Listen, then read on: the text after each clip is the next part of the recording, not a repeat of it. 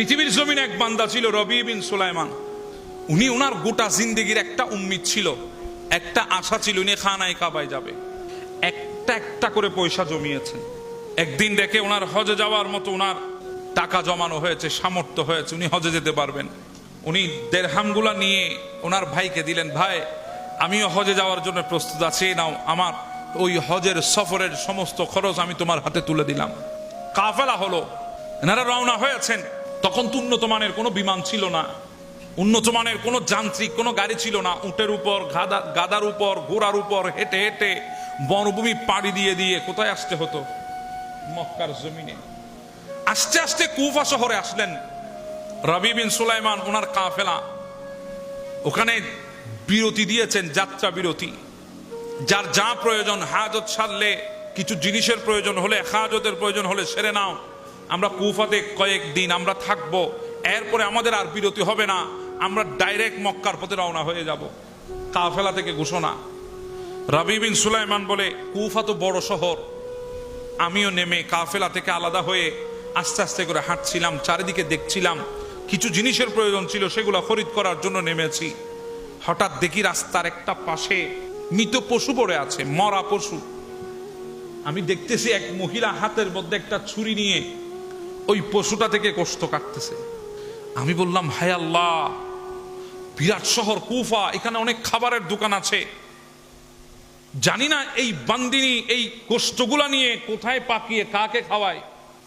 হ্যাঁ, আমাকে দিন নিষেধ করেছে কারো পিছনে না যাওয়ার জন্যে, কিন্তু আমাকে আজকে ওই মহিলার পেছনে যেতে হবে, কারণ আল্লাহর বান্দাগুলাকে হারাম থেকে বাঁচানোর জন্য উনি পিছনে নিয়েছেন। যেতে যেতে দেখলাম একটা বিরাট মকামের সামনে, বিরাট এক ঘরের সামনে গিয়ে দাঁড়িয়েছেন। দাঁড়ানোর পরে ঘরের দরজা আঘাত করে ভেতর থেকে কয়েকটা মেয়ে বের হয়, দরজা খুলে দিল, ভেতরে মহিলাটা চলে গেলেন। আমি আস্তে করে গিয়ে জানালা দিয়ে উকি উকি দিয়ে দেখছি, যদিও বা আমি জানি শরীয়তে কারো ঘরের ভেতরে উকি দিয়ে দেখা হারাম, কিন্তু আমি দেখছি এই জন্যে কারণ উনি তো হারাম নিয়ে ঢুকেছে, মৃত প্রাণীর গোশত নিয়ে ঢুকেছে, জানি না কাকে খাওয়ায়, সেজন্য আমি ভেতরে প্রবেশ করলাম। ভেতরে প্রবেশ না করে জানলার পাশে দাঁড়িয়ে উকি দিয়ে দেখতেছি। হঠাৎ করে ওই মহিলাটা ডাক দিচ্ছে, মা আমি তোদের জন্য গোশত নিয়ে এসেছি, যা তোরা এগুলা পাকিয়ে রান্না করে খেয়ে নে। হায় আল্লাহ, নিজের মা নিজের সন্তানদেরকে হারাম খাওয়াচ্ছে। আমি আর সহ্য করতে পারি নাই, ঘরের দরজা আঘাত করে বসলাম। কে? বলে আমি রবি। কোন রবি? বলে আমি একজন মুসাফির, একটু দরজা খুলেন, আমি একটু কথা বলবো আপনার সামনে। বলে তোমাকে দেওয়ার মতো কোনো কিছু নাই আমার কাছে, যাও তুমি চলে যাও। বলে মা শুধু একটা কথা জিজ্ঞাসা করবো, এরপর আমি চলে যাব। দরজা খুলেন। দরজা খোলা হলো। কি কি কথা জিজ্ঞাসা করবা? বলে মা আপনি যে গোশতগুলো এনেছেন এগুলা তো মরা পশুর গোশত, আপনি জানেন না? বলে হ্যাঁ জানি। আপনি তো মুসলমান? বলে হ্যাঁ আমি মুসলমান। তো মরা প্রাণীর গোশত খাওয়া এটা হারাম জেনেও আপনি এগুলা কেন এনেছেন? তখন ওই মহিলা বলে, বাবা আমি তোমার সাথে বেহেস করতে পারবো না, তুমি চলে যাও। এত কথার উত্তর আমি দিতে পারবো না, যাও চলে যাও তুমি। বলে মা আমি না বলা পর্যন্ত সরবো না, আমাকে বলতে হবে। বলে বেহেরাম আমার ঘরের মানুষগুলো, আমার মেয়েগুলা, 3টা মেয়ে আমার, ওই 3টা মেয়ে আজকে 7 দিন না খেয়ে আছে। আপনি 7 দিন না খেয়ে আছে, আপনি কারো কাছে চান? বলে না চাইতে পারি না। কেন? বলে রবি আমি হচ্ছি আখিরি নবীর আওলাদ, আমি সৈয়দ জাদি, আমি কারো কাছে চাইতে পারবো না।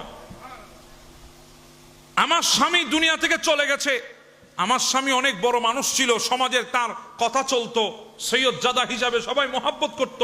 স্বামী তো দুনিয়া থেকে অকালে চলে গেছে, সেজন্য আমি আমার স্বামীর রেখে যাওয়া সম্পদগুলা যতদিন ছিল ততদিন আমি আমার পরিবার নিয়ে চালিয়েছি। এখন আর সম্পদ নাই, এই ঘরটা ছাড়া মানুষের বাড়িয়ে বাড়িয়ে কাজ করেছি। মানুষ যখন শুনেছে আমি আল্লাহর নবীর আওলাদ, আমি সৈয়দ জাদি, সাথে সাথে আমাকে কাজ থেকে বের করে দিয়েছে। আমাকে দিয়ে আর কেউ কাজ করাতে চাই না, আমাকে দিয়েও কেউ খেদমত করাতে চাই না। এখন আমি কি করব? 7 দিন না খেয়ে আছি, সেজন্য মেয়েগুলা উপোস করে আছে, ক্ষুধার্ত আছে। ঘর থেকে বের হয়ে ওই মৃত প্রাণীটা যখন দেখেছি, ওখান থেকে কিছু গোশত নিয়ে এসেছি। হ্যাঁ রবি আমি জানি এগুলো হারাম, কিন্তু এই তিতাও আমি জানি অদ্দুর খাওয়া যাবে, যদ্দুর খেলে মানুষের জীবন বাঁচবে। এজন্য আমি এনেছি একটু একটু করে হলেও আমার এই মেয়েগুলাকে আমি এটা খাওয়ায়ে তাদের জিন্দেগি বাঁচাবো। এই কথা শুনে রবি বলে আমার তো দিল শেষ। আমি বললাম মা একটু অপেক্ষা করেন আপনি, আমি আসতেছি। রবি একটা দৌড় দিলেন আর চিৎকার করে করে কাঁদছে আর বলছে আল্লাহ তোমার নবীর আওলাদ কুফার জমিনে উপোস থাকবে আর আমি সম্পদ খরচ করে তোমার খানায় কাবা যাব। আমার নবীর সামনে রওজায়ে পাকের সামনে গিয়ে আমি কিভাবে দাঁড়াবো? যদি আমার নবী বলে রবি রে তুই তো জানিস কুফার জমিনে 7 দিন পর্যন্ত আমার আওলাদ না কে আছে, আর তুই টাকা খরচ করে আমার দরবারে এসেছিস, তখন আমার উত্তরটা কি হবে? আমি আর হজে যাব না। চিৎকার করে করে রবি দৌড় দিয়ে কাফেলায় গিয়ে বলে ভাই আমার পয়সাগুলো আমাকে দিয়ে দাও, আমার হজের টাকাগুলো দিয়ে দাও, দিনার দিরহামগুলো দিয়ে দাও। বলে কেন হজে যাবা না? বলে না যাব না। কেন? তোমার তো দিলের সবচেয়ে বড় তামান্না ছিল, নাকে নাকে পয়সা জমিয়েছো হজে যাওয়ার জন্য, আজকে যাচ্ছ না কেন? বলে ভাই আমি যাব না, আমার যাওয়ার দরকার নাই, আমাকে পয়সাগুলো দাও। এত উত্তর দিতে পারবো না। অনেক মানুষ থানা দেওয়া শুরু করেছে। বলে রবি বড় শহরে এসে না জানি কোন সুন্দরীর প্রেমে পড়ে গেছে, এজন্য সে আল্লাহর ঘরে যাবে না, তার নিয়ত পাল্টিয়ে গেছে। রবি বলে তোমরা টানা মারো, তোমরা অপবাদ দাও, রবিকে নিয়ে যা বলার বলো, আমি কোনো কথার উত্তর দেব না, আমাকে আমার সম্পদগুলা দিয়ে দাও, আমি এগুলা নিতে এসেছি। শেষমেশ সম্পদগুলা দিয়ে দিল।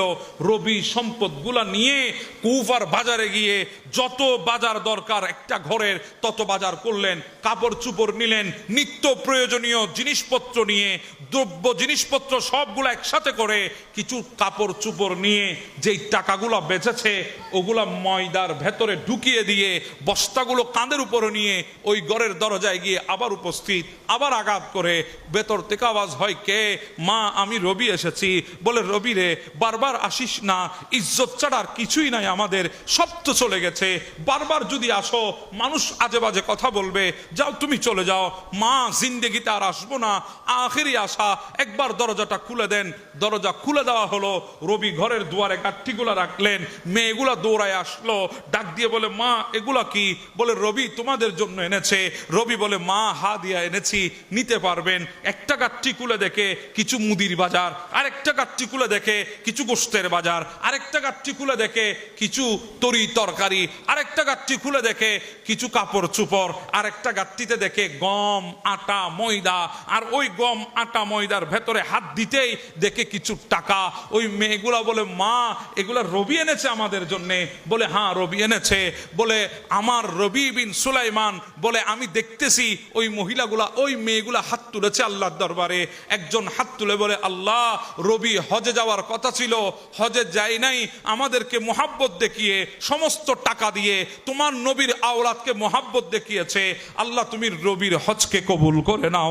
আরেকজন মেয়ে হাত তুলেছে আল্লাহ রবি বিন সুলাইমান তোমার নবীর আওলাদকে মোহাব্বত দেখিয়ে হজে যায় নাই, আল্লাহ তুমি এই বছরই রবি বিন সুলাইমানের হজকে কবুল করে নাও। আরেকজন হাত তুলেছে আল্লাহ রবি বিন সুলাইমান তোমার নবীর আলকে মোহাব্বত দেখিয়ে হজে যায় নাই, আল্লাহ কিয়ামত পর্যন্ত রবি বিন সুলাইমানের হজকে তুমি কবুল করে নাও। সুবহানাল্লাহ। রবি বিন সুলাইমান বলে চোখ দিয়ে পানি চলে এসেছে। আমি দোয়া নিয়ে চলে আসলাম, বাস আর কিছু লাগবে না জিন্দেগিতে, আলে রসুলের দোয়া পেয়ে গেছি, চলে আসলাম। মনে মনে চিন্তা করি কাফেলা তো চলে গেছে, এখন যদি ঘরে যায় বাড়িতে ফেরত যায় মানুষ তো বিভিন্ন কথা বলবে, এখন যাব না, কুফাতে অবস্থান করব, কাফেলা যখন আসবে হজ করে তখন তাদের সাথে যাব একবারে। রবি কুফার জামে মসজিদে খাদেমের চাকরি নিলেন, সেখানে মসজিদের খেদমত করছেন, যা পায় দিন শেষে সেগুলা খায় আর মসজিদের বারান্দার মধ্যে শুয়ে থাকে। এভাবে দিন চলে গেছে। এইদিকে হজ থেকে কাফেলা আসতেছে, হজ শেষ করে হুজ্জাজ ইকরামরা আসতেছেন সবাই দলে দলে, মানুষ হাজিদেরকে দেখার জন্য দৌড়াচ্ছে। কেন দেখবে না? কারণ ওই চেহারা দেখার জন্য দৌড়াচ্ছে যেই চেহারা খানায় কাবা দেখেছে, ওই কদম দেখার জন্য দৌড়াচ্ছে যেই কদম আরাফা মিনা মুজদালিফায় রেখেছে, ওই ব্যক্তিকে দেখার জন্য দৌড়াচ্ছে যেই ব্যক্তি মদিনা দেখে এসেছে। সবাই দৌড়াচ্ছে। রবি বিন সুলাইমানও শুনেছেন, তিনিও দৌড়। সবাই হাজিদেরকে ইস্তেকবাল করছেন, দেখতেছে আস্তে আস্তে আস্তে আস্তে ওনাদের ভাইদের যে কাফেলা ছিল, যে কাফেলা করে রবি বিন সুলাইমান কুফা পর্যন্ত এসে আর হজে যায় নাই, ওই কাফেলা ডুবতেছে। ওখান থেকে একজন ব্যক্তি নেমে এসে বলে, রবি তুমি কখন এসেছো? রবি বলে, কোত্থেকে? বলে, হজ থেকে।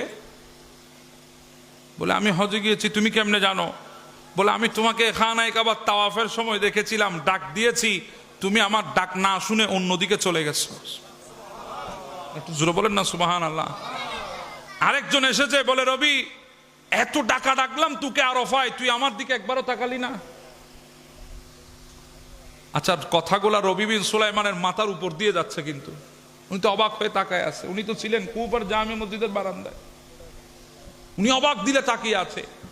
আরেকজন এসে তো সমস্ত কিছু হাত পার করে দিয়েছে, একটা বিরাট ডালা নিয়ে এসে বলে, রবি দর তোর ডালা তুই নে, আর এই ডালা বহন করতে পারবো না। বলে, এই ডালা কখন দিয়েছি তোমাকে? বলে, কেন তুমি জানো না?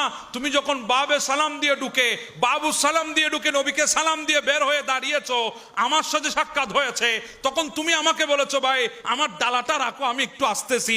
এই কথা বলে যে গেলা, আর তো আসলা না। আমি এই ডালাটা বহন করতে করতে আমি হয়রান হয়ে গেছি, নে তোর ডালা তুই নে, আমি আর এটা রাখতে পারবো না।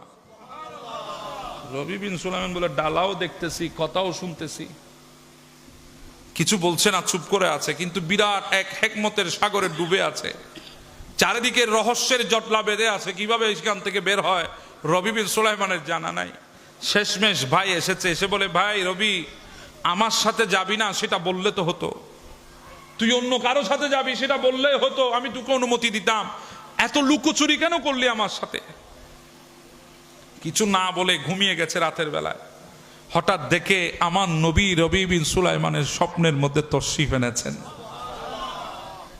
আমার নবী ডাক দিয়ে বলে, রবি বড় হয়রান হয়ে গেছো? বলে, হ্যাঁ ইয়া রাসূলুল্লাহ, আমি হজে যাই নাই, অথচ এক একজন এক একটা কথা আমাকে বলতেছে, আমি তো কিছুই বুঝতেছি না। বলে, রবি আমার 3 সাহেবজাদি দোয়া করেছে, তুমি কি ভুলে গেছো? বলে, না ইয়া রাসূলুল্লাহ। কি দোয়া করেছে? বলে, একজনে দোয়া করেছে, আল্লাহ তুমি রবি বিন সুলাইমানের হজকে তুমি কবুল করে নাও। ও রবি, ওই দোয়া আল্লাহ কবুল করে নিয়েছে, তোমার হজ আল্লাহ কবুল করে নিয়েছেন। আমার আরেকজন সাহেবজাদি দোয়া করেছে, আল্লাহ রবি বিন সুলাইমানের হজ এই বছর কবুল করে নাও, আল্লাহ তোমার সেকেলের একজন ফেরেশতা বানিয়ে দিয়েছে, এই বছরই আল্লাহ তোমার হজকে কবুল করেছে। ওই তোমার সেকেলের ফেরেশতাটা মক্কা মদিনায় ছিল, আরাফায় মিনা মুজদালিফায় ছিল, মদিনায় ছিল, তাকে তোমার সঙ্গীরা দেখেছে, এজন্য তুমি মনে করছে। সুবহানাল্লাহ।